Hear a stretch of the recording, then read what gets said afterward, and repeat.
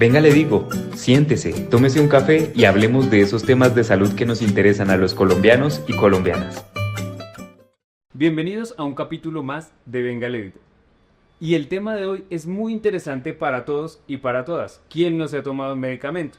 Hoy vamos a hablar con una experta química farmacéutica con investigación y experiencia en medicamentos, la doctora Jimena Bonilla. Bienvenida, doctora. Muchas gracias por la invitación. Qué bueno que se abran este tipo de espacios para poder dar conciencia a la población en general sobre el uso racional de los medicamentos y pues todo lo que está implicado detrás y una vez están ellos en el mercado.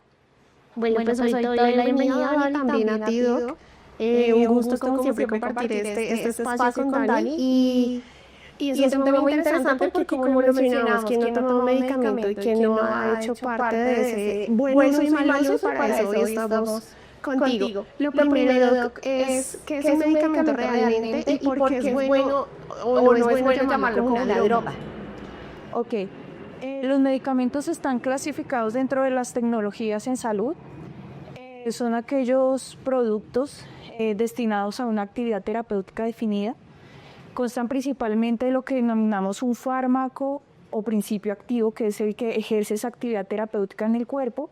Y este principio activo va acompañado de excipientes que lo que hace es dar como una adecuación, ya sea en lo que determinamos una forma farmacéutica, que puede ser una tableta o lo que nosotros decimos cotidianamente una pastilla, una cápsula, un jarabe. Estos medicamentos pueden ser de diferentes orígenes, pueden ser de síntesis química, que son los que se realizan y se producen en el laboratorio a través de reacciones químicas, o aquellos que son de origen biológico, que principalmente son a partir de microorganismos. ¿Por qué no podemos decir un medicamento droga? Internacionalmente se denomina droga a aquellos productos que son de origen vegetal.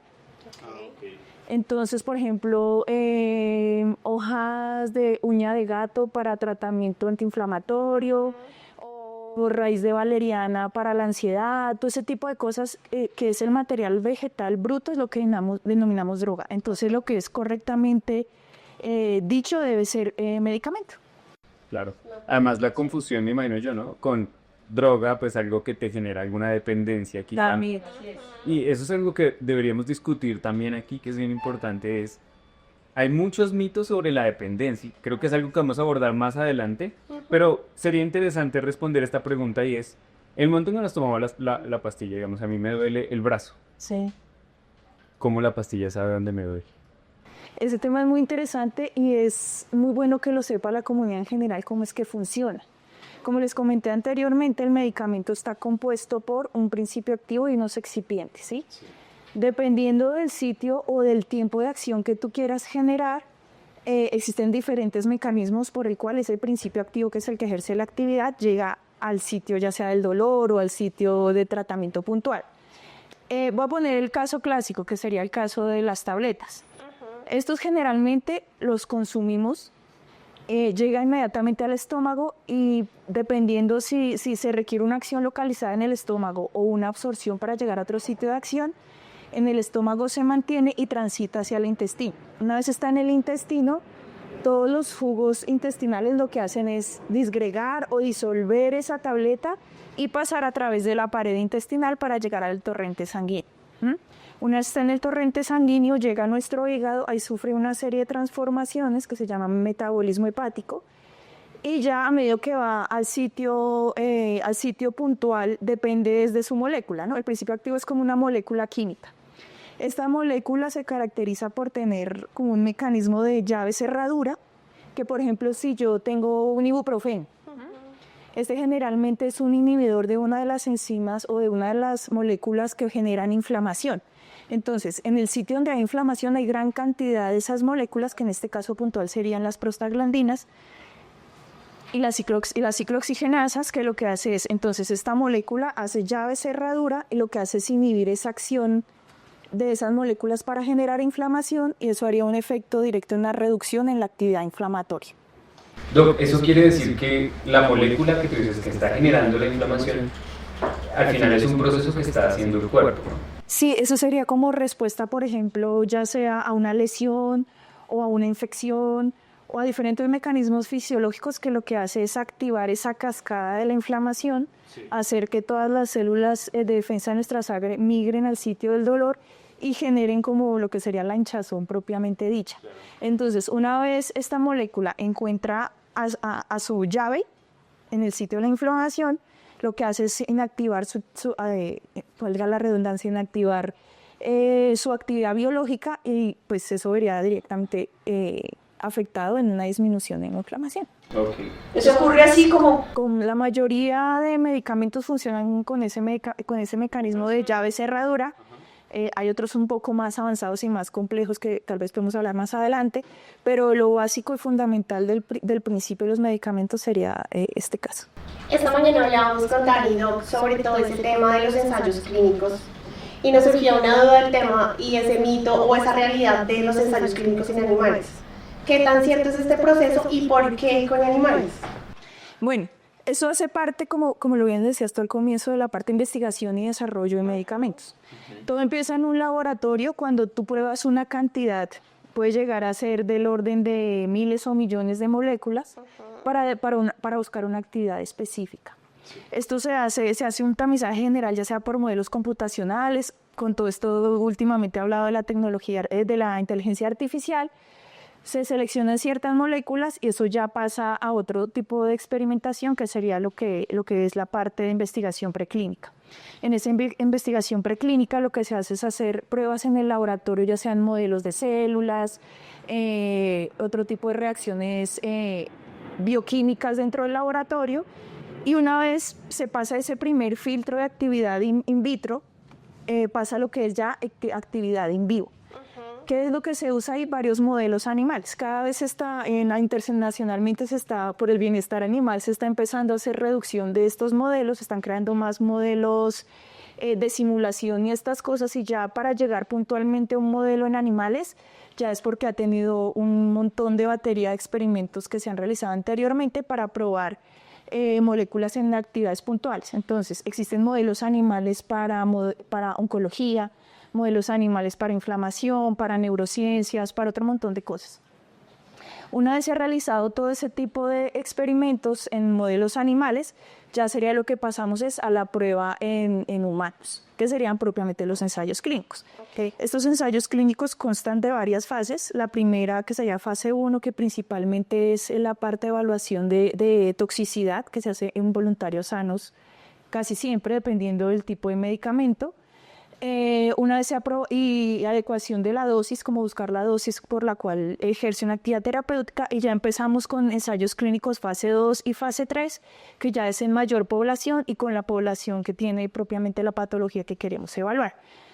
Una vez ya se han encontrado estos ensayos que se pueden hacer tanto a nivel local como a nivel multicéntrico, o sea, se hacen en varios países al mismo tiempo, se logra comprobar tanto la dosis como la seguridad como la eficacia, y ya se procede con toda la evidencia de investigación y desarrollo, se hace el sometimiento propiamente para solicitud de registro sanitario, que es lo que cuando ya sabemos que la molécula funciona y es segura, voy a mi agencia reguladora, que en este caso en nuestro país sería el INVIMA. Ellos hacen una revisión exhaustiva de toda esa evidencia y toda esa información, y lo que dicen, sí, aprobamos el medicamento para que sea comercializado en el país, y ya propiamente una vez ya entra al mercado en tiempo real, el consumo en condiciones un poco más habituales del medicamento, entra la parte que es la fase 4, que sería toda la parte de farmacovigilancia. En esta parte de farmacovigilancia lo que se hace es ver cómo funciona el medicamento en tiempo real, ver si hay algunos eventos adversos que no habíamos visto en los ensayos clínicos, y ver también la seguridad del mismo a lo largo del tiempo.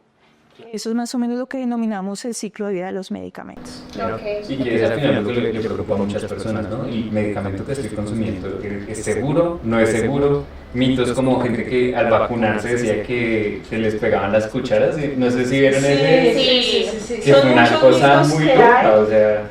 Pero pues como les cuento, ese proceso de investigación y desarrollo y salida al mercado puede ser del orden de 15 a 20 años. Ya.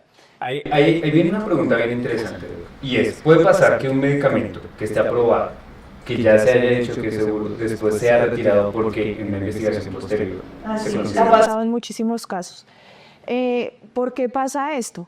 Porque muchas veces, la evaluación que se hace en los ensayos clínicos fase 3, que son condiciones muy controladas, entonces, por ejemplo, el médico sabe que el paciente tiene tales características, yo le digo, usted tómeselo a tal hora, le tomo las muestras de sangre para ver si funcionan a tal hora, son condiciones muy, muy controladas y que son tiempos un poco más reducidos de evaluación. Sí. Cuando ya se hace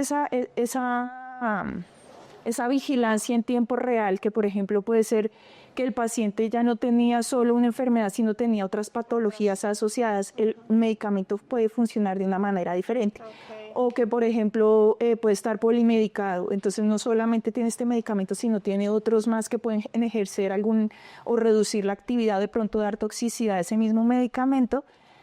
Cosas que no se han visto en los ensayos clínicos se pueden llegar a ver en la fase 4 de evaluación de seguridad de farmacovigilancia.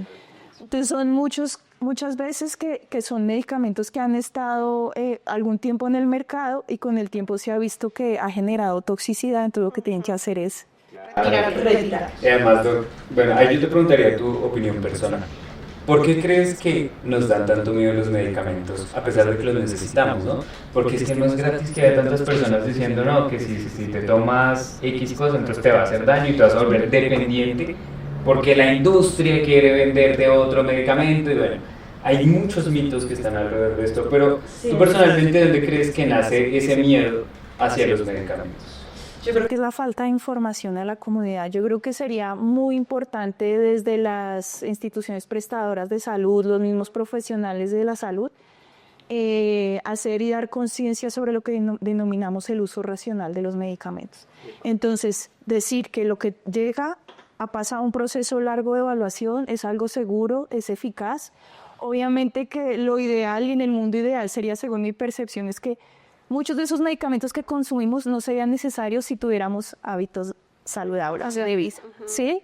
Entonces, un ejemplo claro, con solo mejorar ciertos hábitos de vida, hacer ejercicio, comer saludable, la incidencia de cáncer puede reducirse en un 20-30%, por ejemplo, que tú no fumar, el consumo de alcohol, alimentos procesados, llevar una vida sedentaria.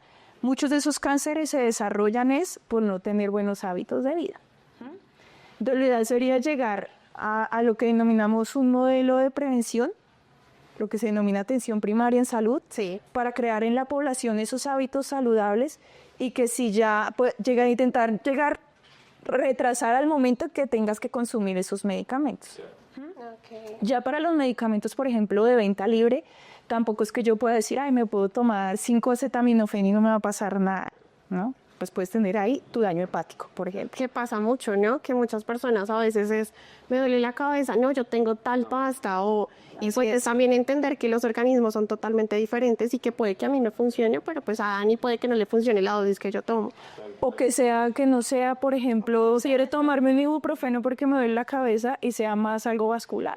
Un simple jarabe puede llevar a unos síntomas tremendos. Aquí en la oficina nos pasó, por ejemplo, es una anécdota, pero sí, una persona dentro de la oficina tomaba un jarabe para la tos y no jamás le hizo absolutamente nada. Sí.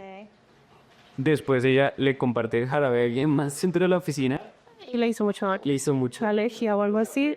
No, como mareo, malestar general. Sí, eso es muy bonito. Actualmente hay un campo de la farmacia que se llama farmacogenómica, que está haciendo más como personalizar el uso de los medicamentos de acuerdo de acuerdo a tu perfil genético.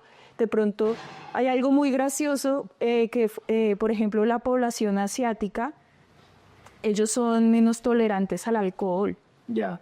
Porque carecen de una enzima que se llama la alcohol deshidrogenasa. Entonces, si tú quieres, por ejemplo, emborrachar, es mucho más fácil emborrachar a un asiático por ahí que a un latinoamericano, ¿sí? Entonces son cosas que nos muestran que claramente un medicamento no funciona igual para todo el mundo. Y ya últimamente el campo de la medicina está llegando a lo que se denomina medicina de precisión, que para ciertas enfermedades solo funcionan ciertos medicamentos, o puede mejorar el tiempo de acción, o puede mejorar otro montón de características asociadas al medicamento solo por tu perfil. Y esa es una de las cosas que estamos estudiando otro de nuestros invitados, el Ronco Anaya, está justo haciendo una investigación con los centenarios. Sí. Y digamos que mucho de eso tiene que ver con entender cuál es el perfil de la población. Así es. Sí, pero tengo ciertos genes. siempre va lo mismo, ¿no? Buenos hábitos, buena alimentación, bueno, entonces como que siempre va hacia ese tema de ir. Sí, no, yo soy personalmente una fan número uno de la prevención y promoción de la salud. Ya puntualmente, obviamente con el tiempo, la edad o lo que sea, vamos desarrollando ciertas patologías, hacer uso de medicamentos, pero un uso racional.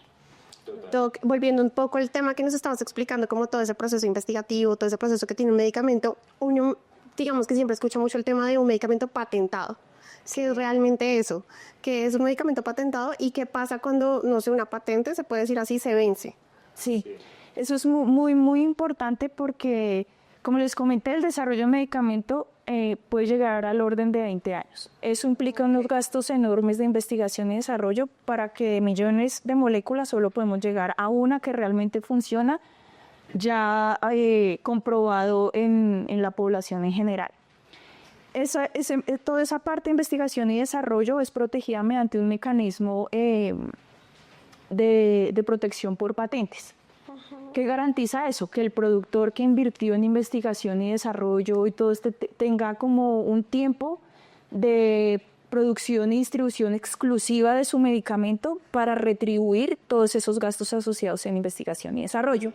Una vez acabe ese tiempo de protección, que es de 20 años, se libera esa protección de exclusividad y lo que entra es ya cualquier industria farmacéutica va a tener derecho a producir ese mismo medicamento. Okay. ¿Qué implica eso? Pues que a mayor competencia y a mayor oferta de ese medicamento hay una reducción considerable. Claro. ¿Qué garantiza eso?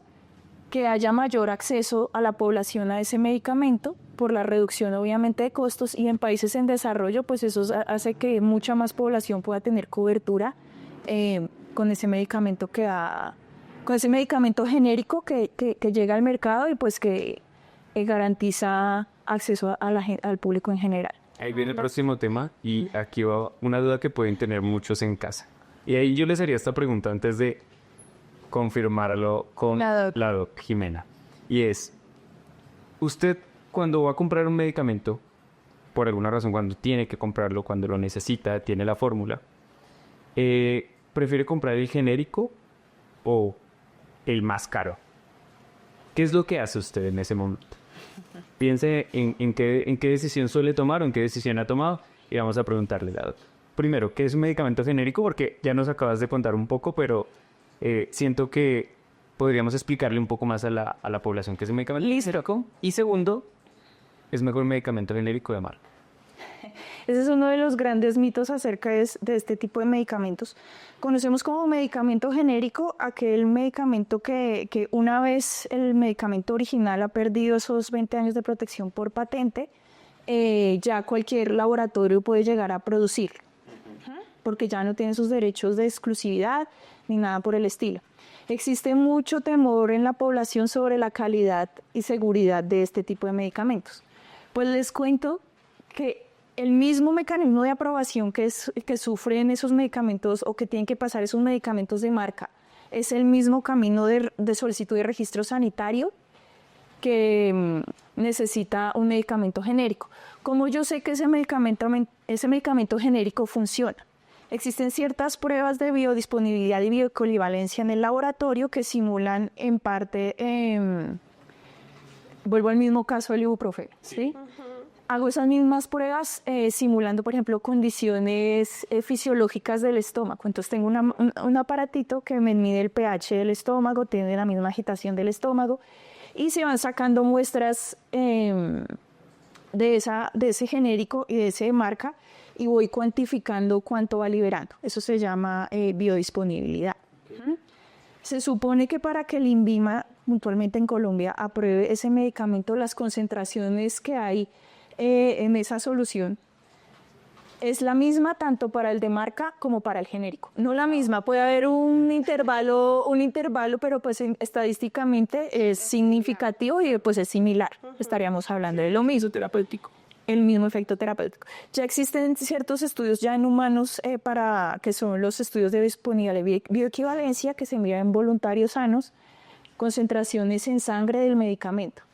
Si esa dosis en sangre, tanto el medicamento genérico como el medicamento de marca, está dentro de los intervalos establecidos, el INVIMA dice sí, este medicamento es similar al original, por lo tanto, doy fe de que sí, y que cuenta con la calidad, ¿no? Porque pues obviamente cada uno de esos laboratorios que hace producción de genéricos reciben visita por parte de las agencias regulatorias para ver si todo el proceso de producción está bajo los estándares de calidad que serían puntualmente en este caso las buenas prácticas de manufactura. Entonces eso nos va a garantizar que ese medicamento genérico que nos van a administrar ya sea en el hospital o ya sea en la farmacia cuenta con la misma seguridad, calidad y eficacia. Buenísimo. Yo creo que acá viene un tema de yo soy team medicamentos. Yo soy súper team medicamentos, me gusta saber mucho del tema. Y acá yo le decía a Dani, a mí se me ocurrió un mito y verdad que tú nos contestes con algo verdadero o falso y algo muy corto como para que la gente entienda, que tú ya has sido muy explicativa y hemos entendido mucho, pero como que para que la gente entienda si esto es del medicamento genérico y de marca, pues afecta o no afecta. La primera es, un medicamento genérico puede tener un color o forma diferente al de la marca y seguir funcionando igual. Así es. Verdadero. ¿Por qué? Porque pues obviamente dentro, como les comentaba, los excipientes que son los que acompañan al principio activo debe ser diferente del laboratorio, utilizar un colorante distinto o lo que sea, pero eso no va a afectar directamente a la actividad del medicamento. Es más como por signo de marca y para identificación de la marca propiamente del medicamento genérico que se produce. Perfecto, Doc. Otra pregunta es, ¿los medicamentos genéricos no pasan por pruebas de calidad antes de venderse? ¿Verdadero o falso? Es falso. O sea, obviamente sabemos que es un producto de consumo humano y que va finalmente a dar una actividad terapéutica y dar solución a un problema en salud. Sí o sí se tiene que garantizar que es producido con alto estándar de calidad. Ok, Doc. Otra cosa que tú mencionabas, pero va con esta pregunta. Un genérico siempre es más barato porque no invierte en publicidad ni en investigación de la molécula original. Es verdadero. Verdadero. Así es. O sea, como les comentaba, el que inició la parte de investigación y desarrollo es el que hace esa inversión, pero pues obviamente tiene 20 años para hacer recuperación de esa inversión. Entonces, ya lo que va a hacer la industria productora de genéricos es coger ese mismo principio activo y hacer la producción. Entonces, por ese lado no va a generar esos gastos. Y en cuanto a publicidad, esta publicidad sí es únicamente para los medicamentos de venta libre, porque los medicamentos que tenemos de prescripción, pues por ética no pueden tener publicidad, porque daría paso a como al uso irracional. Una pregunta también que yo creo que es también muy común que te han hecho es, si un medicamento de marca me da alergia, ¿el genérico no me va a dar alergia? Eso es mentira.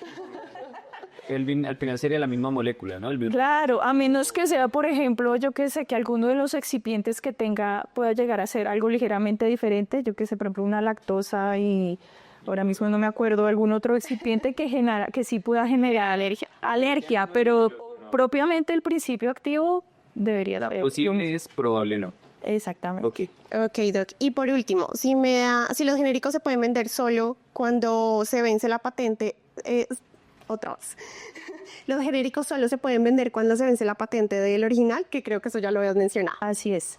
Pues se vencen sus 20 años, ya pierde su derecho, ya cualquiera puede hacer producción. Y estos 20 años, Doc, siempre es de esos 20 años, o sea, no puede ser. Una de las estrategias que genera la industria de innovación y desarrollo es hacer pequeñas modificaciones a la molécula, por ejemplo, para garantizar una menor dosis, ¿sí? Entonces, descubrí que había que colocar tales moléculas junto con la que tengo acá, me genera que el tiempo de acción sea más prolongado, o que la potencia sea mayor, o que los eventos adversos sean menores. Entonces, solo por esa modificación de la molécula pueden generar otros 20 años de protección. Entonces, esa pequeña modificación no la podrían utilizar en las otras empresas, los otros laboratorios, o modificaciones puntualmente, yo que sé, que ahora tengo mi insulina, ya no la administro con una jeringuilla, sino coloco un dispositivo que me lo voy a poner aquí en el ombligo y me lo va, o como parche y me lo va a liberar. Entonces ahí no se patenta propiamente la insulina, sino el dispositivo que va a hacer la administración de la insulina. Está bien interesante. Al final, conclusión, los genéricos son igual de buenos a los demás. Sí. Ahí ya. Conclusión a todas. Es una conclusión Así es. clara. También es cierto que nos suele pasar, ¿no? Es natural que tengamos como ese sesgo, que es como, si es más caro, es mejor, Así es. ¿cierto? Pero al final, si lo ves a nivel, pensemos en un nivel matemático, tiene la misma cantidad de la misma manera. Se han hecho las mismas pruebas de seguridad, de los mismos controles de calidad durante la producción, entonces sí es como para dar un mensaje general a la comunidad que no tengan miedo a la hora de consumir medicamentos genéricos. Otra cosa diferente son medicamentos adulterados o falsificados. Que si ya hay cosas muy puntuales, aspectos muy puntuales que la población puede llegar a identificar, por ejemplo, en una tableta un cambio irregular en la coloración, que se vea que la caja con las diferentes características tenga algunas, no esté muy bien impresa, cosas así muy puntuales que permitan a la población identificar un medicamento falsificado o adulterado, que eso sí estaría afectando la seguridad y estaría afectando la actividad, porque propiamente te pueden dar una tableta sin ningún principio activo que no te va a dar nada, ni te va a hacer ningún efecto. No, y es bien complejo. Además, bueno, también medicamentos adulterados, pero también está la parte de las fórmulas médicas, ¿no? Puede que yo no tenga una fórmula médica y hoy estamos en los tiempos de la información y de la desinformación y perfectamente podríamos caer en pedir un antibiótico para curar una gripa. Y es como, bueno, antibiótico, el nombre antibacteria,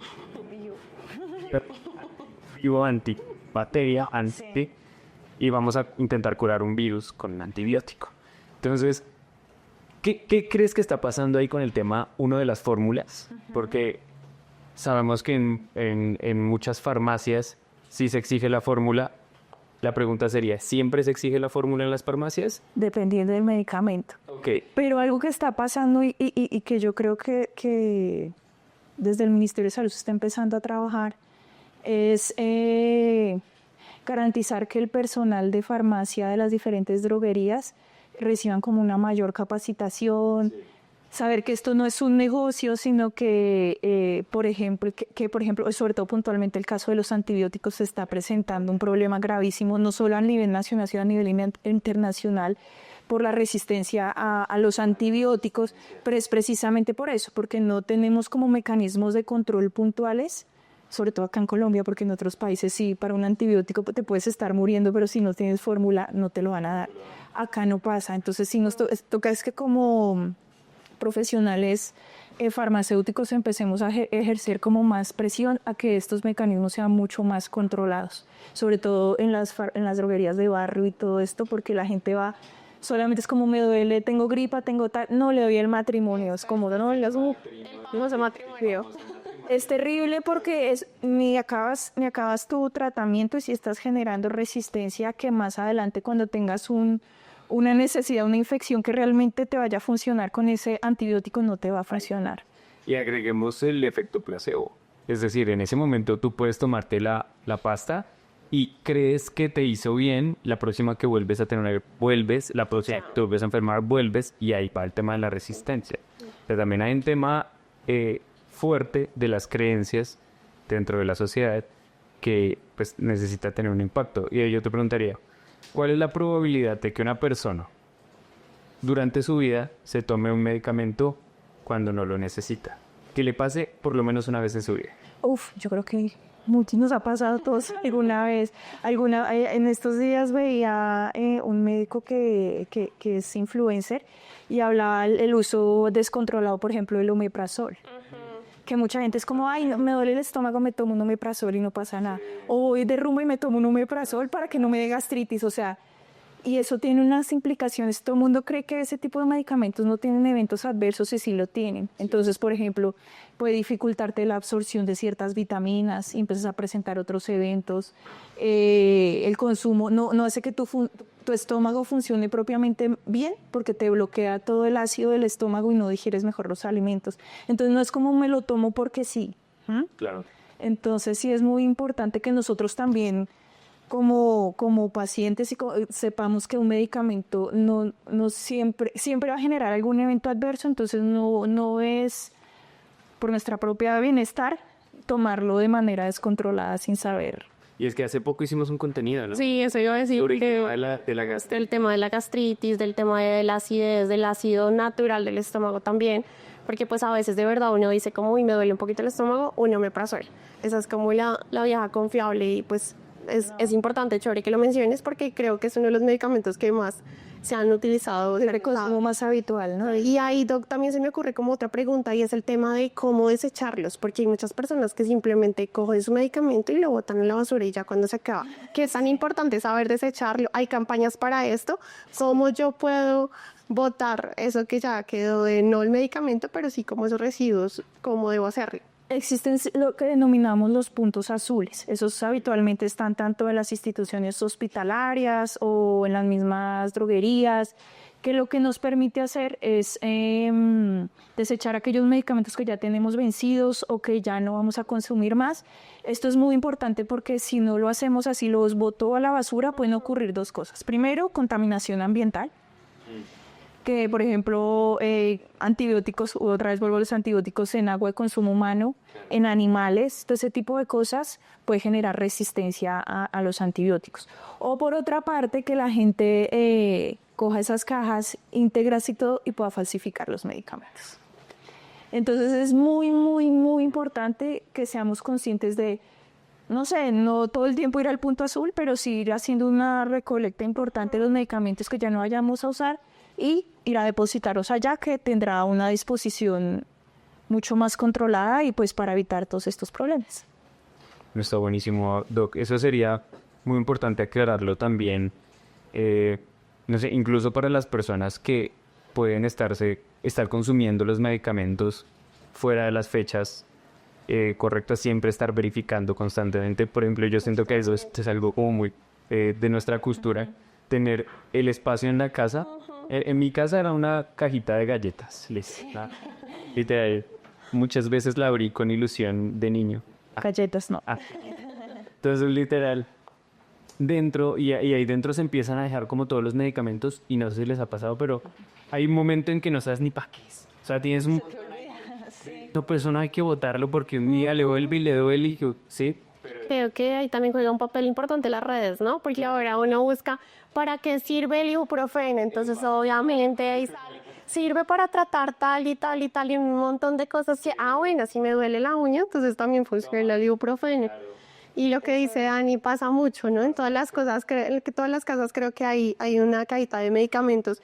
Y ahí también, Doc, hablábamos esta mañana con Dani, que muchos medicamentos tienen como esa rayita para partirlas. Sí.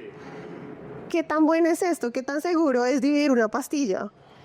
Vale, eso es algo que mucha gente no se explica para qué es. Existen formas farmacéuticas que les explicaba inicialmente que son de tipo sólido, como las tabletas, las cápsulas, todo este tipo de las grajeas, que facilitan la administración de ese principio activo por vía oral, ¿sí? Muchas veces estos medicamentos vienen a una dosis determinada, pero por ejemplo algunas poblaciones necesitan una dosis menor. Para nosotros garantizar que ese paciente va a recibir la dosis que es, lo que hacemos durante la producción es generar una ranurita justamente en la mitad. Durante todo mi proceso de producción yo garanticé que mi principio activo está distribuido uniformemente en toda la tableta. Si yo, por ejemplo, tengo una acetaminofén de 500 miligramos y necesito solo 250. ¿Qué es lo que hago? Partir por esa ranurita que lo que hace es facilitar que se parta en partes iguales y pueda administrarla. ¿Por qué no puedo hacerlo con cualquier otro medicamento? Porque Estos que no tienen esas ranuritas están destinados a que sea una sola dosis, a que se disgregue en una zona específica del cuerpo, ya sea el estómago, en el intestino o donde sea. Y el hecho de que yo diga, por ejemplo, ay, es que no puedo pasarme la tableta y yo llego y la machaco. Error garrafal. Pasa mucho en los gremios.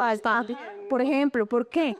Porque si yo necesito que llegue al intestino y la trituro, se me va a disolver en el estómago y nunca me va a llegar al intestino y se me puede generar, por ejemplo, que se absorba más rápido y me genere toxicidad o irritación o que no hagan, lo degrade el estómago y no llegue a ningún sitio y no funcione. Eso es importante para los papás que nos están viendo, que a veces optan de verdad por triturarle la pastilla al niño para que puedan consumirla. Entonces no va a ser el mismo efecto. No, en este caso, por ejemplo, en población pediátrica, la mayoría de formas farmacéuticas son líquidas.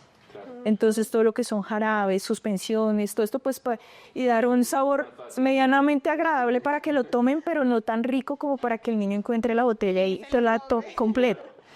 Uy, ese tema está durísimo. O sea, dentro del ámbito farmacéutico tienen que estudiar que no le quede tan rico para que el niño no se lo quiera estar tomando todo el tiempo. Así es. Ni tan buenísimo, le dejan como un poquito acidito como para que diga, está rico, pero no tan rico porque me puedo intoxicar. Que los árabes son horribles. Que los árabes, diría, antes hay que buscar la manera para que se lo tome. En realidad hay que buscar el equilibrio para que no esté entre que lo tomó y digamos, yo parto una pastilla y el otro pedazo, ¿cómo es lo adecuado para guardarla? Porque hay mucha gente que dice, no, si lo dejas ahí se va a pasar el efecto en 10 minutos. Sí. ¿Cómo es lo No, lo ideal es en el mismo blister o cajita de aluminio guardarla y obviamente en su cajita. Algo muy importante es mantener este tipo de formas farmacéuticas aisladas de la humedad, porque eso sí puede llegar a afectar a la degradación del principio activo y este tipo de cosas. Algo muy importante es siempre tener un lugar específico para guardar los medicamentos, ojalá aislados de temperatura, humedad, todo esto que sí puede llegar a afectar la estabilidad. La cajita de las galletas está bien. Está bien, pero no en el baño, por ejemplo. ¿Entendió? Aquí, cajita de oye. Y obviamente alejado de los niños, del alcance. Importante. Ahí viene otra cuestión y es, ¿cuánto tarda un medicamento en hacer efecto? Depende del medicamento. Esa es la cuestión. ¿Cómo dentro del diseño del medicamento, qué importancia tiene el tiempo de reacción? Claro.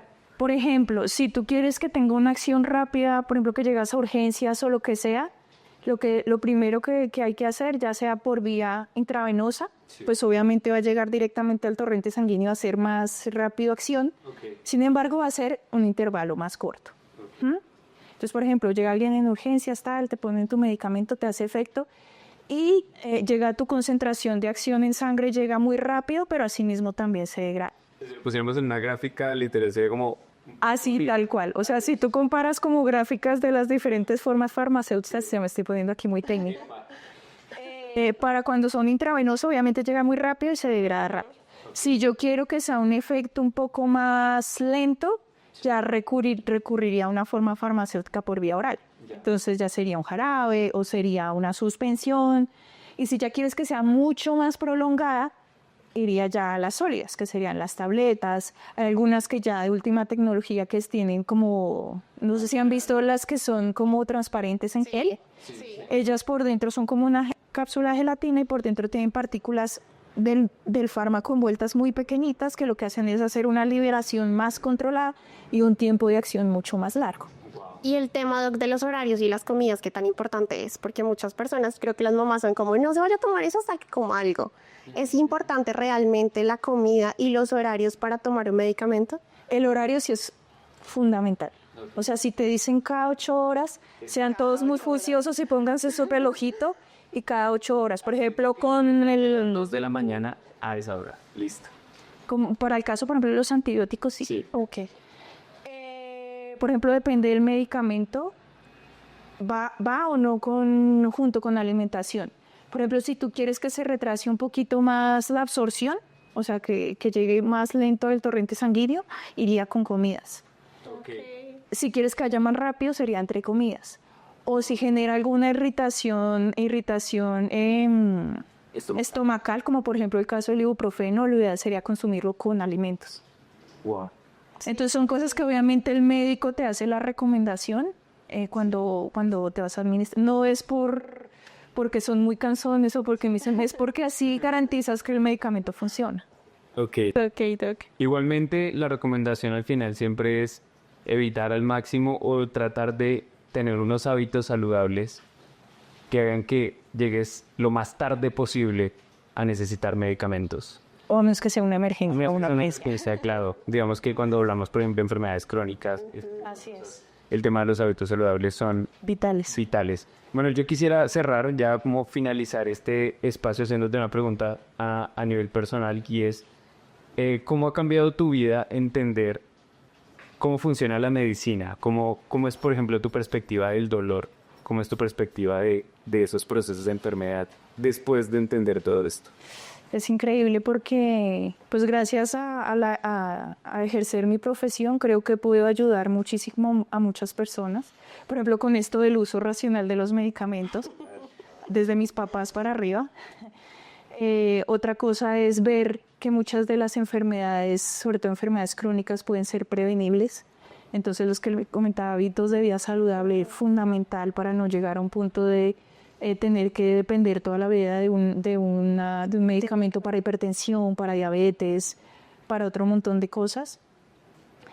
Otra cosa es como intentar, como profesional de la salud, garantizar a que los medicamentos sean de calidad y que todo lo que llega al consumidor sí es seguro y es eficaz. Y pues no sé, es que yo amo mucho lo que hago. Entonces creo que se nota. Genial. Entonces sí es como a partir del conocimiento dar a conocer a la gente sobre la importancia de los medicamentos y su uso racional. Bueno, nos vamos con ese mensaje. Y entender que no hay que automedicarse, creo que sí importante. Muy importante. No automedicarse y seguir hábitos saludables, que creo que muchas personas ahorita, creo que en la actualidad ya estamos como entendiendo más ese tema de la importancia de comer bien, de hacer ejercicio. Entonces, pues creo que es fundamental. Y pues, Doc, muchísimas gracias por eso. Muchas gracias a ustedes y pues que ojalá haya llegado el mensaje a las personas. Claro que sí. Ojalá nos podamos encontrar en otro capítulo. Ya quizá hablar de cómo se producen los medicamentos. Creo que eso nos quedó ahí. Quedan muchas preguntas, ¿no? Aquí para lo que necesite. Estaría chéverísimo. Entonces, muchas gracias, Doc. Gracias, Vivi. Y nos vemos en un próximo episodio de Venga Le Digo. Venga le digo, siéntese, tómese un café y hablemos de esos temas de salud que nos interesan a los colombianos y colombianas.